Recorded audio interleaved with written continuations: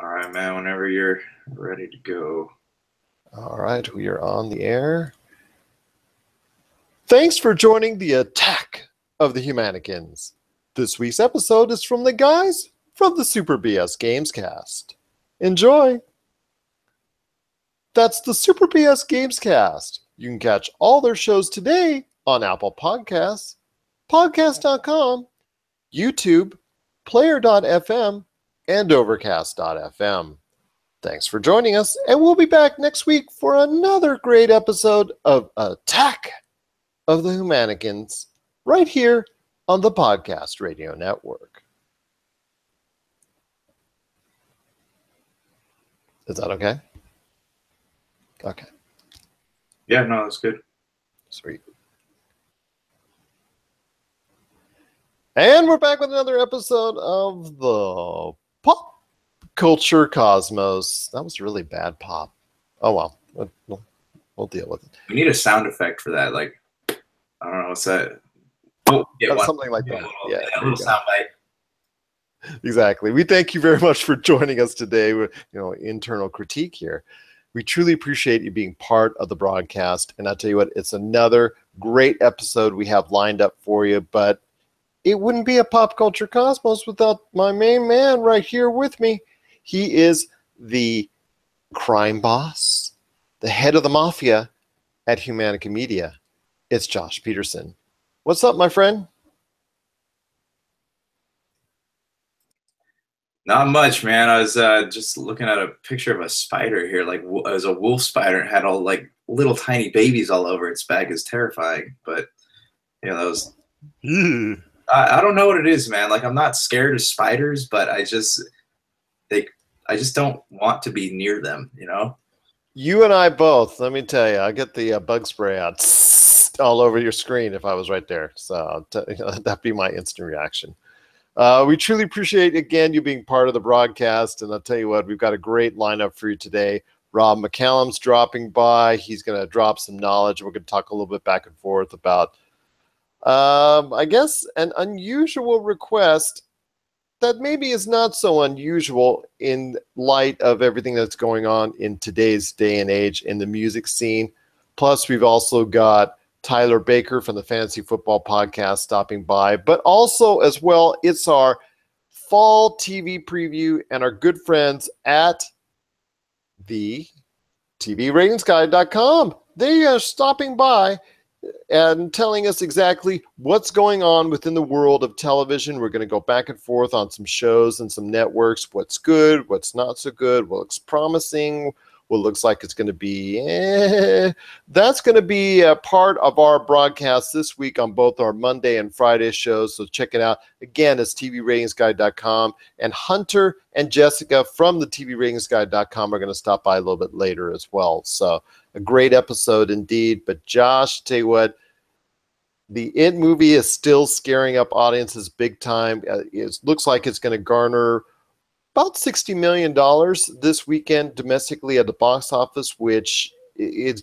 still a great holdover for a movie that really did exceedingly well last weekend. So audiences are still packing them in for these great Stephen King adaptations. Well, the ones that are perceived to be great. There was Dark Tower last month that didn't do so hot. But I ask you, Josh, what are your thoughts exactly on the It movie? How is it being shaped for a great sequel? And also as well, what is it about Stephen King adaptations that really seem to get audiences, when they're done well, packing them in? He's kind of going through a renaissance of sorts lately with all of his films. Granted, The Dark Tower was slightly disappointing, but there's still time to right that train should they want to give it another chance. No, it's people are, we've talked about this before, like being scared is kind of a novel feeling, and when you adapt a Stephen King property, you get terror, and you also get you get a good story. Like that's the one thing, because I did see it I saw it on Thursday night, and it was really good. Like, it wasn't your typical horror movie. It was creepy, but it it had a really good. It was an all out like super good movie. Like the moments that a lot of the characters made like one in particular made you like feel you felt connected to one character, and there's one character who's kind of the comedic relief, and then it's this whole story. It's not just a story of a murderous clown, but it's also a story of growing up and coming of age. Like it's very interesting in that aspect, and it's it's pretty close to the book. And I don't know, man. Like I saw it and I was pleasantly surprised by like how good it was. I walked out wanting to see it again. Well, that's actually the best feeling you can get, because if you want to go see it again, that's exactly what it's supposed to do. It is supposed to do. So I'll tell you what, it's a great thing indeed, because the box office has sorely needed something like this to come out.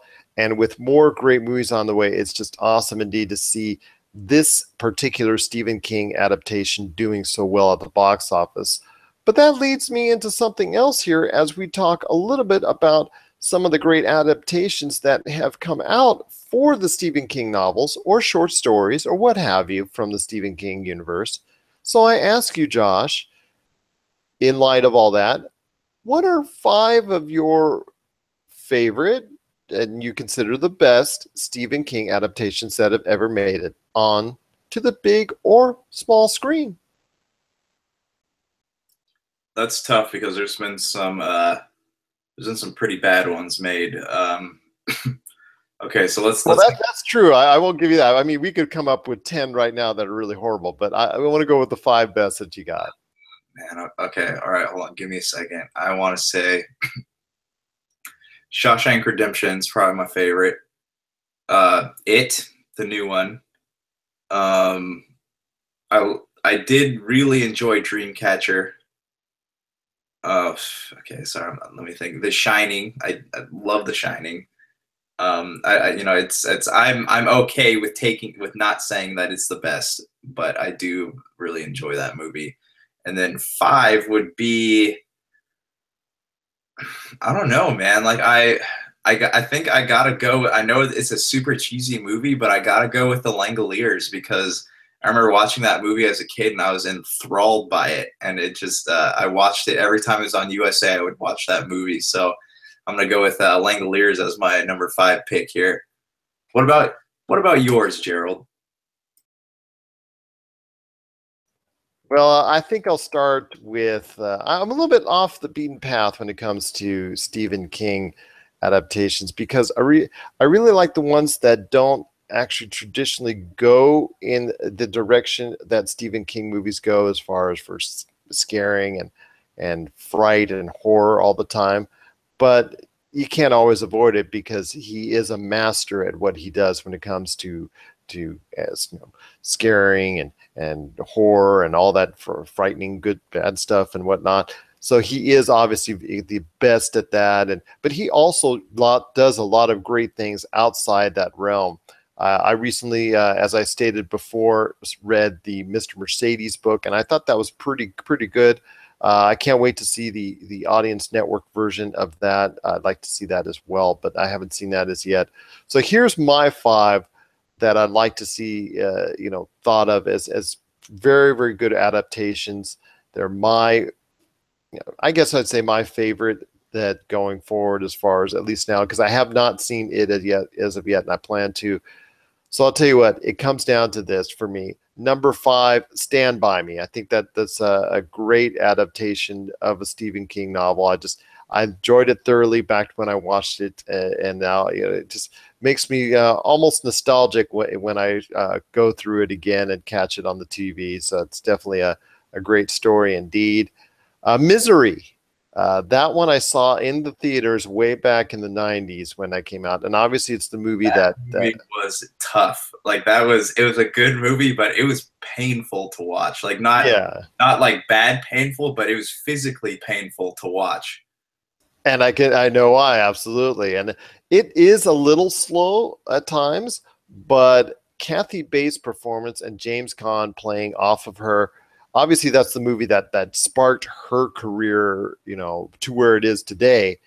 And I tell you what, yes, that movie is really painful. That scene is probably for me, one of the most gruesome I've ever seen in my history of film. As far as I don't want to give it away because I'll let you go see it, but there's actually this one scene in there that's truly, truly horrifying, and that really, it jumped by the edge of your seat type deal, and it just really made for an overall very good experience. Like I said, a little slow at times, but then again, it's kind of premises, lends itself to that. But overall, it's an extremely well made film, and Kathy Bates' performance was just off the charts, and obviously that got her such.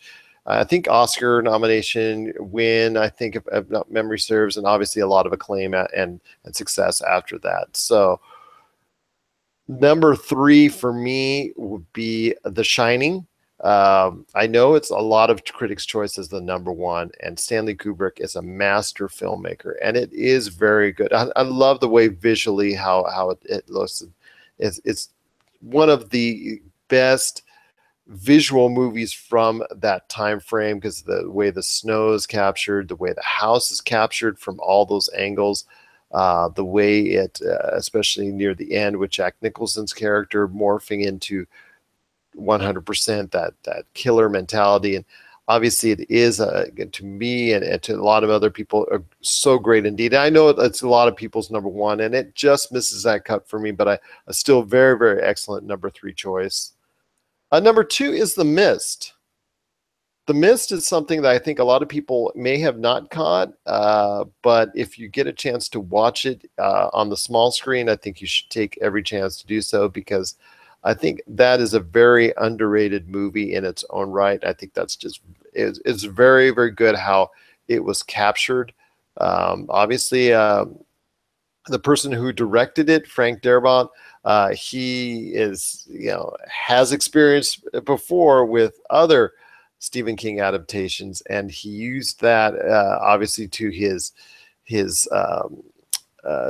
defense as far as how he made the film. And he described it as well in interviews. He actually used a different type of filming sequence and shot the movie very quickly and used I guess a lot of almost like a TV mentality, because he had been working on The Shield and he'd been directing episodes of The Shields, and he took that part of that crew to help make The Mist. And I think it just plays off really well, and it comes off really, especially the ending. The ending to me is just really makes it bring home as one of his best adaptations. Yeah. And number 1 is another Frank Darabont Stephen King adaptation. I've said it before. I'll say it again. It's actually on my list of my top 25, which you can catch on the popculturecosmos.wordpress.com site. And it is The Shawshank Redemption. That movie is just so well made and so beautiful as far as in so many ways. The acting is just top notch from the entire cast. And the way the story is portrayed from point A to point Z, it's just so well done. And I think that far and away that is the best Stephen King adaptation I have ever seen. The Green Mile also comes up a little bit short of that context, so I do want to also give that some love. But there's some others obviously as well, but definitely for me it's The Shawshank Redemption as far as that. So. Any other movies you wanted to give a shout out to within the Stephen King adaptation field? I do want to go back to The Mist for a second. The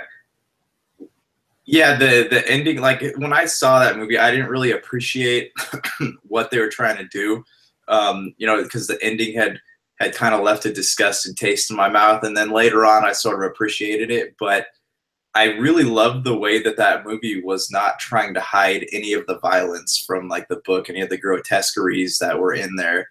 And they even in the beginning, when they show that house, there's a painting of Roland Deschain from the Dark Tower hanging on the wall, and that was a very cool shout out. But the thing that, like with a lot of Stephen King's horror properties, you don't really appreciate them until you kind of learn the backstory. You kind of learn how they're all connected to each other through the Dark Tower novels, and that just makes his like that whole like all of his books so much better, because it feels like you're you're not just reading singular stories, you're building up towards something. Like it's like watching Marvel films in succession to each other. So that's kind of a neat thing that he did. Well, also as well, it makes you sad in a way because of what happened with the Dark Tower movie and how it had so much opportunity to give those shout outs and correlate all those properties, but in the end it chose not to do so, and it chose not to even correlate that story in and of itself very well either, correct? Right. I mean, they did have the shout out to Pennywise in the amusement park, but as far as I know, they haven't canceled any of the Dark Tower stuff coming out. So like there might be time to right the ship, and I hope that they do, because like even in the books, like they do talk about the creatures from the mist, and that was a really cool callback to me.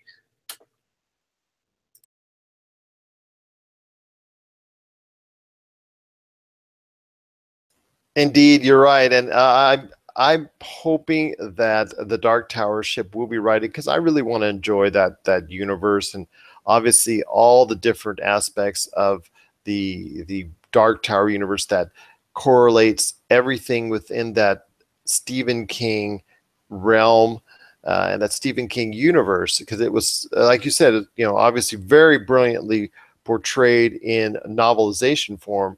And unfortunately, it just hasn't materialized yet on screen. And I'm hoping that it will be materializing on screen sometime very soon. What are your thoughts out there on the Stephen King universe? And also, what are your favorite Stephen King adaptations to music? Is there any chance that you like is there any chance that you like some others that we didn't choose? Is there that you agree with our observations on the best Stephen King adaptations? Share us your thoughts, popculturecosmos@yahoo.com. Also as well, Pop Culture Cosmos, Humanity Media, and Game Source on Facebook and Twitter as well. And while I have you here, Josh, we've got a lot of great things going on with Humanity Media this week. Please share us your thoughts on what's going on within the wonderful, wonderful world of Humanity Media. It's just the same old stuff, man. We got new. Okay, I give you this wonderful, wonderful world, and you're like, same old stuff. Yeah, I mean, it's because it doesn't really change much. Like, I don't have anything new to offer, but it's, we'll have a new Super BS on Monday, new Attack the Humanican, which is probably going to be Super BS. And then you can check out Inside Sports. So there's going to be a new one up Thursday nights, and you can check out the last episode of What About This, which is up online right now on iTunes. And we're gonna have a new Guardians of the Geek recording this coming Sunday, so you'll have that to look forward to. And just keep following the pages. Check us out on YouTube, Facebook, Twitter, whatever your social media poison is. We're probably on there. Yeah. We definitely are. I think Josh and I think half our life is spent on social media, just trying to get the word out there on how good our shows are. We really are proud of what we work, and we don't say this in a immodest fashion. We just try to do the very best to put out some good stuff, and we think we do. So, and if you do really like what we have to offer, first of all, we truly appreciate it. And if you could share those reviews, share those thoughts with other people and get them in tune with our shows, it helps us out as well, because as we'll talk about a little bit later on in the show as we close out, we'll talk a little bit more about the podcasting phenomenon. It helps podcasters out so much when, from a grassroots effort on how good a podcast can be and how good a podcast can become with your support and just sharing the word on whether or not you like a podcast or not. So if you do one of our podcasts, whether it's Humanity Media Podcast or the Pop Culture Cosmos Podcast, we just truly appreciate you taking the time to listen and enjoy our podcasts indeed. So it's going to be a great episode out there. We've got, like I said, Rob McCallum, Tyler Baker, and the TVRatingsGuide.com on deck. What a packed show again indeed. So we truly appreciate you joining us. But first, we've got our good friend Chad and Hyperschmidt, as always, a Monday staple on the Pop Culture Cosmos. And this is one of his great songs, which you can find today on YouTube on the Hyperschmidt channel. That's HYPERSCHMIDT. SCHMITT. That's Hyperschmidt, and this is Find You, and this is the Pop Culture Cosmos. And we're back with Pop Culture Cosmos. To close out the show, this is Gerald Glassford from Pop Culture Cosmos and Game Source. We truly appreciate you being part, again, of the broadcast and listening in. And we also want to thank Rob McCallum, Tyler Baker, and also as well the great folks Hunter and Jessica from the TVRatingsGuide.com for joining us today. And check out our Friday show, the PCC Multiverse. Check it out, 7 p.m. Eastern, 4 p.m. Friday, where we're going to have, again, the TVRatingsGuide.com coming back for more great TV talk as part of our fall TV preview, indeed. And also, when you get a chance, check out the Attack of the Mannequins show, 7 p.m. Eastern, 4 p.m. Pacific on a podcast radio network. They've got a lot of great things lined up. I think the Super BS Gamescast is going to be the show to talk about this time out. You never know what's going to happen because that's just a great show, and there's a lot of great things that Josh puts in there for you as well. Well, Josh, we talk about a lot of great podcasts that are out there, including the great ones that you have with Humanica Media, but wanted to talk a little bit about the podcast medium itself because it has grown huge and exploded by leaps and bounds, where there's people like you and I, the everyday individual out there that makes the podcast on their side, or whether it's not, it's the mass media celebrity that's out there that does it. The podcast medium seems to be an exploding industry that's growing by leaps and bounds. Yeah, it's funny because like it's relatively new, and it's something. It's all of a sudden it's just exploded. Like there were a few podcasts, and now there's hundreds, thousands of podcasts out there, and everybody's doing it. And some of them aren't that good, and there's a lot of people are just kind of doing it as a hobby, and that's cool. But like, so we've reached this point now where so first there's an explosion on YouTube. Everyone wanted to get their news from video sources, and they didn't want to sit there and read. And now it's we can go to podcasts, and on the drive home we can listen to news. We can listen to people talk about entertainment. We can listen to like more opinionated podcasts or topic driven or whatever you want to call it. And that takes basically, it'll last an hour. So if you're driving from work to home and you're sitting in traffic, it helps pass the time. I know personally, I listen to podcasts when I'm at work, and it just kind of helps the day go by faster. And it's such a great way to both distribute and intake information that it's kind of, because people don't trust the news anymore. You got Fox News, CNN, you got all these other news sources. BBC is, they're okay because they're kind of an outside perspective on what's going on here, but we don't trust the news. So why are we going to sit there and listen to the news? Why don't we just, when we can just listen to a podcast and have somebody analyze the news and kind of get, actually get different perspectives on it. So we can listen to something about one topic and actually hear, we can listen to a podcast by a liberal talk about it, and then we can listen to a podcast by a conservative talking about it, and we can kind of get two different opinions without having an on-air wrestling match like they do between Fox and CNN. So it's a really great form of just taking things in, and some of them are very intelligent. You got a lot of good minds helping you process some of this stuff. So I think it's the wave of the future. And I only see it getting bigger from here. Well, as someone who has been doing it for a while, since 2010, like I have, and someone who's fairly new to the podcast scene, with a little over a year now with yourself, as far as creating these great podcast adventures, it's great that we can have that kind of different look and view of the podcast scene, because yes, when I was doing it, they weren't as prevalent. They weren't as around when I started making podcasts. But it's nice to see the fact that I think podcasts are becoming so popular because it can fill every single niche that's out there for people that are what they're looking for, whether it's true crime, which people are a lot of people just go gaga over, or whether they want to talk about movies, or whether it's sports, or whether it's fantasy sports, or whether it's, pretty much every single aspect of the realm. Somebody wants to learn or listen to maybe an hour, 2 hours of a certain topic and subject, they can just do so by typing it in iTunes, and boom, there you go. Oh, sorry, Apple Podcasts. And boom, there you go.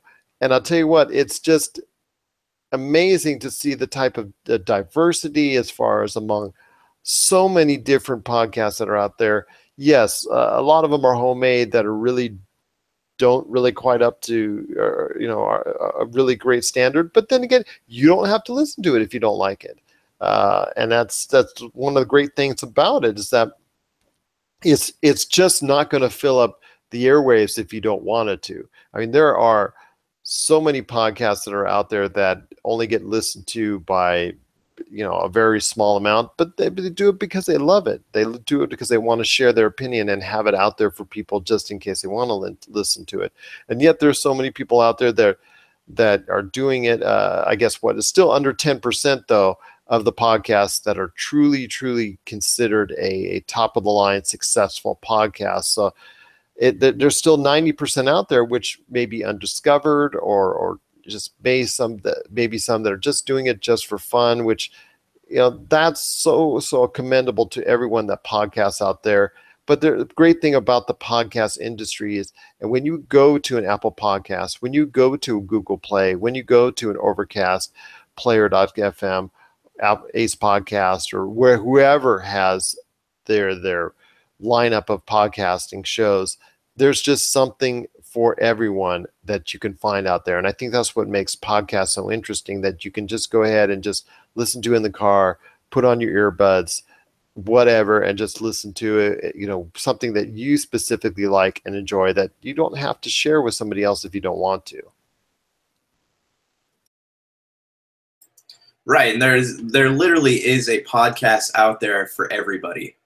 It doesn't matter what you're into. Like, there are some sick topic podcasts out there. There's literally something for everything that you could possibly be into. So it's kind of, I guess in a way you can call it custom entertainment. And when you're no longer being fed by those kind of podcasts, you can make your own. So it's a great, because I think that blogs are cool, but blogs are probably soon going to go out of style in favor of podcasting. And what's great about podcasts, like especially for us, is that we can do audio, we can do a video version, and we can just shoot it out all over the internet, and somebody's going to listen to it. It doesn't matter, it can be one or two people, but somebody will click on the link and hear what we have to say. And it's kind of nice knowing that we have a way of getting our voices out there. Indeed it is. And I'll tell you what, I can't agree with you more on that. And it's just great being out there, having the privilege of being able to podcast, and being able to have the privilege to podcast with you, my friend. It's just always so great and awesome. Getting some tears. Okay, well, that being said, but it's just great podcasting with you anyway. So, and I truly appreciate anyone out there who does appreciate and enjoy our show, and actually who comes back week after week, episode after episode, and listening to what we have here at Pop Culture Cosmos, the PCC Multiverse, and also as well the Humanican Media. So definitely truly appreciate you listening to podcasts. And basically, if somebody is not familiar with, because I think that's pretty much par for the course, where people are really into podcasting, and then there are so many others that don't know what a podcast is still yet, and are not familiar with that term or concept. If somebody is that you think would really be, would really like the opportunity to listen to podcasts, but is still unfamiliar with working the medium and whatnot, get them involved in a podcast. Have them listen to a podcast that you like today, that you think maybe they like, and get them into the podcasting universe, because there's so much out there to enjoy indeed. And again, we are truly privileged and blessed to be a part of the podcasting scene. What are your thoughts on podcasting? Do you enjoy podcasts? I think you probably do, because you're listening to this one. Let's hope that you are. But what are some good podcasts out there that you like, you enjoy, that you want to share with everyone out there, that you think everybody should get in tune with?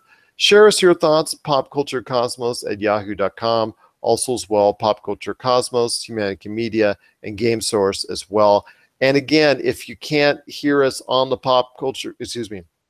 If you can't hear our Pop Culture Cosmos and PCC Multiverse shows on the Podcast Radio Network, you can always check us out on a numerous array of podcasting channels, including iTunes, aka Apple Podcasts, TuneIn, Ace Podcast Network, Overcast, Player.fm, Google Play, Stitcher Radio, Podcast.com, Mixcloud, the ESO, the Tangent Bound Network, the Gunna Geek Network, the Cast Crunch, Social Podcasts, and popculturecosmos.wordpress.com, which is our home site, which has a lot of great articles indeed. So there, as you can see from the fact that we are on so many different podcast networks, that the podcasting genre is now a great and grand adventure indeed. Any last thoughts before we head on out, Josh? Because it's been a great episode today, and I just truly, want to thank you again for stopping by and listening to us. And Josh, do you have any great thoughts on the way out? Yeah, if you guys have any questions about podcasting, you can send us an email at popculturecosmos@gmail.com, and we will popculturecosmos@yahoo.com. yahoo.com, and we will gladly answer your questions on air. So feel free to drop us a line in there. Absolutely. We're always willing to give advice too, as far as if you're unsure or would like to make your own podcast. I've helped off camera. I've helped a couple podcasters with some advice on what to go to and what to use that I've found helpful. And if you ever are interested in thinking about dabbling into that universe, just give us a shout out. Pop Culture Cosmos, Humanity Media, or Game Source on Facebook and Twitter, or popculturecosmos@yahoo.com. So for Josh Peterson, this is Gerald Glassford. It's another beautiful day in paradise here in the Pop Culture Cosmos. We thank you for listening. And here's hoping you have yourself, all you great podcasters out there and podcasting fans, a great day.